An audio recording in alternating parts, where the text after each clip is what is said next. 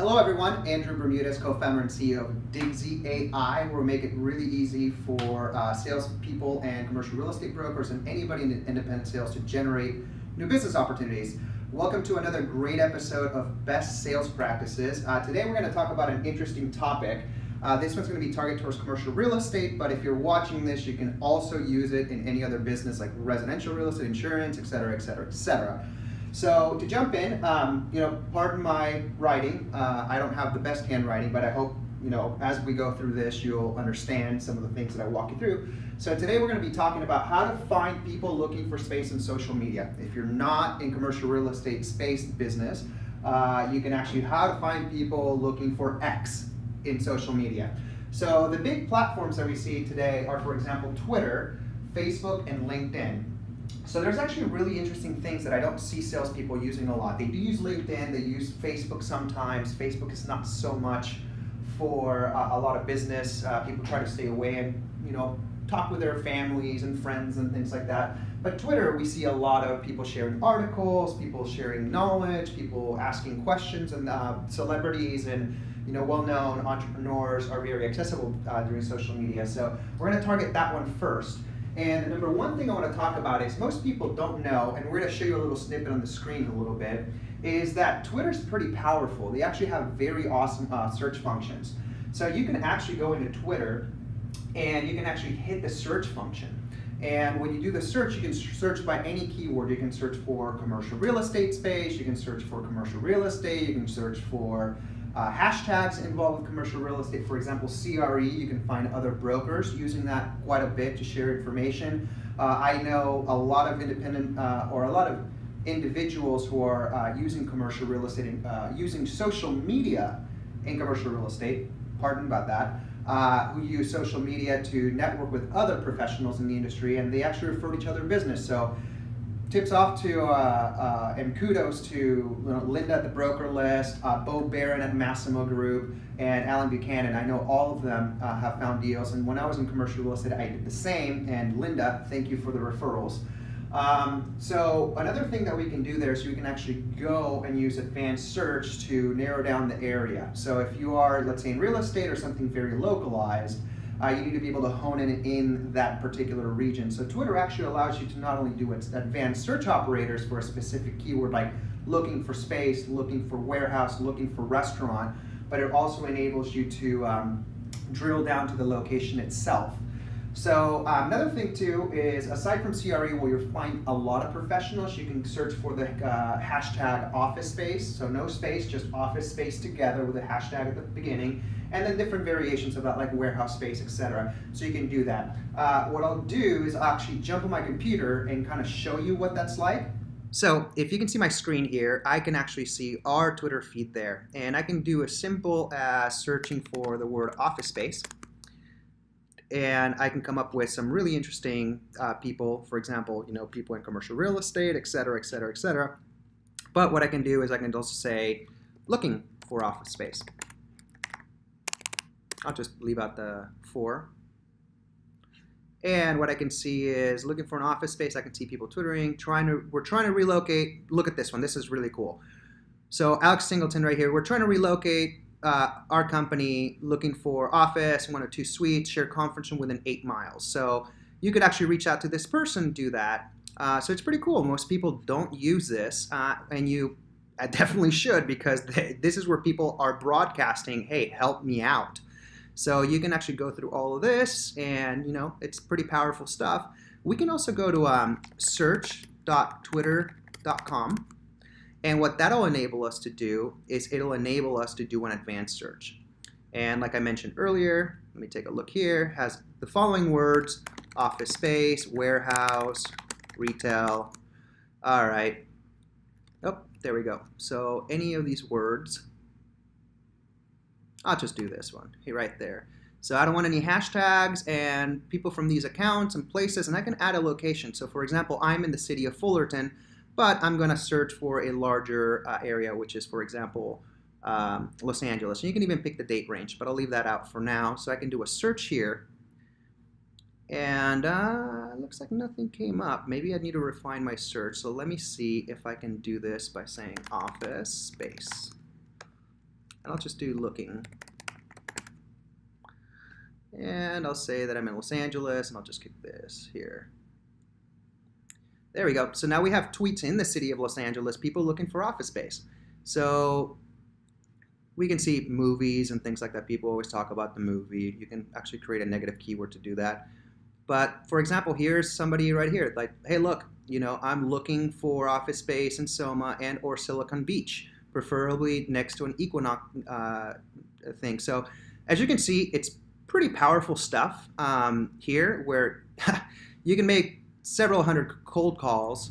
So now that we go over Twitter, it's pretty powerful. Just like I mentioned, you can actually spend all day making cold calls all day long, but all along you had Twitter. All you need to do is search your computer, and I bet you anything that there's not a lot of brokers or individual salespeople really embracing this. It's a great way to identify people that are actively looking for space and go straight to them, help answer their questions, and try to get some more business. Now that we have this one out of the way, we're going to talk about Facebook. So I'm not so sure about the Facebook thing. You have Facebook, and you have Facebook groups, and then you have the biz pages. The only thing that I've seen on the business pages that might make sense is, look for business pages in your city or region,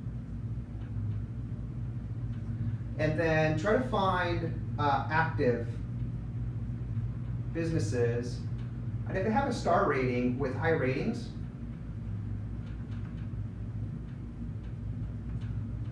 so we'll do like little asterisk for, let's say they have 5 stars.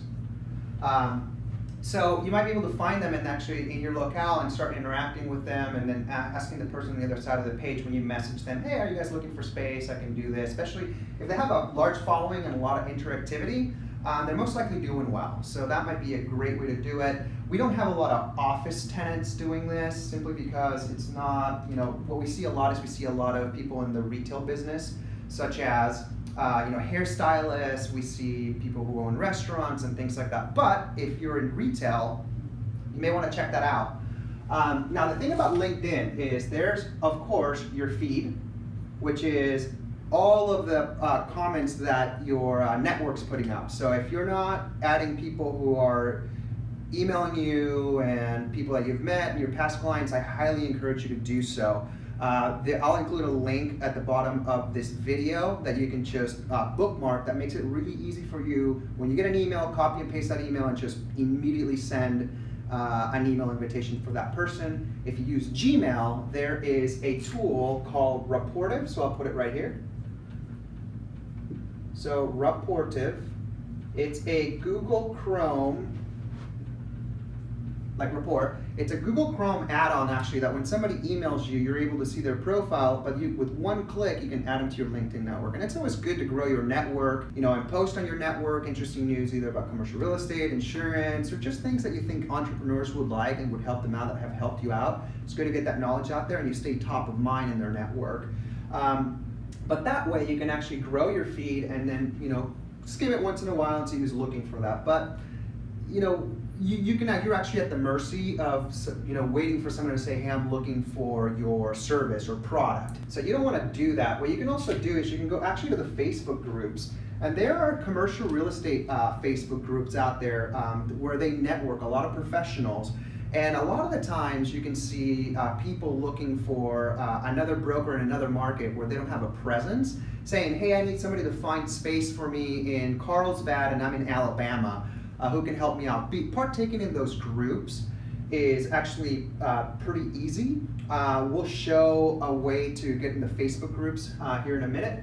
And then the other thing too from LinkedIn is referrals. People don't really mind this. So most people don't know that if you are referred by a past customer, a friend, or a trusted advisor to somebody that you want to do business with, your likelihood to close a sale actually increases by 4x, and you can see this information online. It's just sales statistics.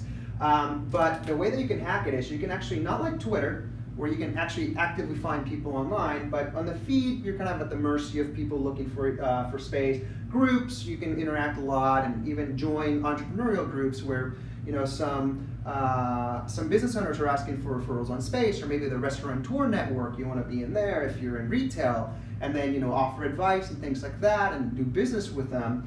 But referrals is pretty great. And the reason why I say that is, let's say you're using Reportive, you're using the link at the bottom of this video to quickly add people in your network. Let's say you've got 15 companies you want to do business with. So you don't have a relationship with them and you're cold calling them like everybody else. Well, the likelihood that you're going to get in through the door and get some sort of discussion to explore whether there's needs there or upcoming needs is going to be pretty small, because they don't know you from Adam.